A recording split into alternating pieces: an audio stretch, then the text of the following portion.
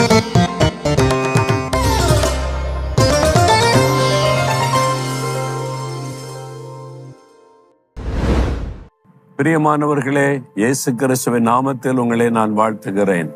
Indonesia தேசத்துல 5 பெரிய தீவுகள், மொத்தம் 17,000 தீவு கூட்டம் உள்ளதுதான் இந்த தேசம். 5 பெரிய தீவுகள்ல சுமத்ரா தீவு என்பது ஒன்று. அந்த சுமத்ரா தீவுல மேடன் என்கிற ஒரு பட்டணம் இருக்கிறது. அங்கதான் ரோட்ல நின்று கொண்டு உங்களோடு பேசுகிறேன். காரணம் என்ன தெரியுமா? அங்க ஒரு போர்டு வச்சிருக்கிறாங்கல்ல, சலாமத் டடாங் இன் லிட்டில் இந்தியான்னு சொல்லி, வெல்கம் டு லிட்டில் இந்தியான்னு அர்த்தம். இந்த பகுதிக்கு பெயர் லிட்டில் இந்தியா, குட்டி இந்தியா என்று பெயர். இங்க ஏராளமான தமிழ் மக்கள் வசிக்கிறாங்க. இந்த மேடன் பகுதியில தான் அதிகமான இந்தியர்கள் வந்து வசிக்கிற பகுதி. டச்சு பீப்புள் வந்து 350 வருஷம் ஆட்சி பெய்த போது தமிழ்நாட்டிலிருந்து ஏராளமான தமிழர்களை இங்க கொண்டு வந்தாங்க. அவங்க தான் இங்க உள்ள நிலங்களில வேலை செய்து இந்த தேசத்தை உருவாக்குவதில் அதிக முக்கியத்துவம் வாய்ந்தவர்கள். ஒரு காலத்துல பெரிய பெரிய பணக்காரங்களா இருந்திருக்கிறாங்க.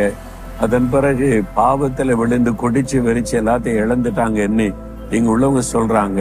இந்த பகுதியில நிறைய குடிசை பகுதிகள்லாம் இருக்கிறது. ஆனாலும் இன்றும் இங்க ஆசீர்வாதமாய் நல்ல வாழ்ந்திருக்கிற தமிழர்களையும் பார்க்க முடிகிறது.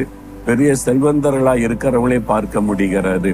சரி, இந்த நாள்ல ஆண்டவர் எனக்கு என்ன சொல்ல விரும்புகிறார் அப்படின்னு சொன்னா, 103 சங்கீதம் 2வது வசனம், என் ஆத்மாவே கர்த்தரை ஸ்தோத்திரி, அவர் செய்த சகல உபகாரங்களை மறவாதே.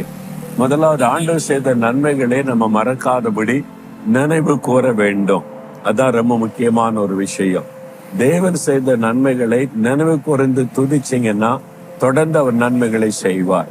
கடைசி காலத்துல மனிதர்கள் நன்றி அறியாதவர்களா போயிடுவாங்க என்பதாய் வசனம் சொல்லுகிறாரு. ஆனா நாம் அப்படி இருக்கக்கூடாது, நன்றி உள்ளவர்களா இருக்கணும் என்று ஆண்டவர் சொல்லுகிறார்.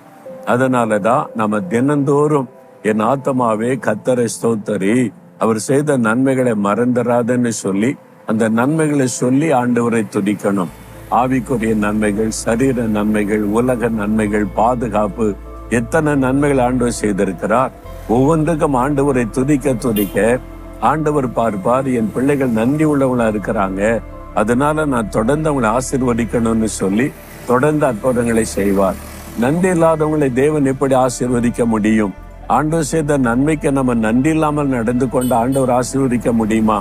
நம்ம ஒருத்தருக்கு நன்மை செய்யும் போது நன்றி இல்லாமல் நடந்து அடுத்த முறை உதவி செய்வோமா? அந்த ஆளுக்கு நன்றி கிடையாது அப்படின்னு நம்ம ஒதுங்கி போயிடுவோம்ல.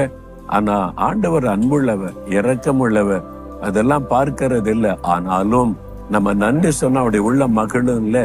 பாருங்க, 10 குஷ்டரோகிகளை குணமாக்கினார். ஒருவன் மாத்திரம் திரும்பி வந்து இயேசுவுக்கு நன்றி சொன்னான். ஆண்டவர் கேட்கிறார், மீதி 9 பேர் எங்கே? 10 பேரை குணமாக்கப்பட்டாங்கல்ல, ஒரு ஆளுக்கு தான் நன்றி இருக்கிறது. ஆண்டவரே சொல்றாருல்ல.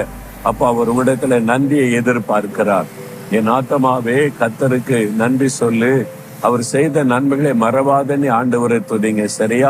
இப்ப துதிக்கிறீங்களா? ஆண்டவரே, நீர் செய்த நன்மைகளுக்காய் ஸ்தோத்திரம். என் ஆத்மாவை கர்த்தர் செய்த நன்மைகளை மறவாதே, அவருக்கு முழு இருதயத்தோட நன்றி சொல். நன்றி நன்றி நன்றி என்று உம்மை துதிக்கிறேன் ஆண்டவரே, இயேசுவின் நாமத்தில். ஆமேன், ஆமேன்.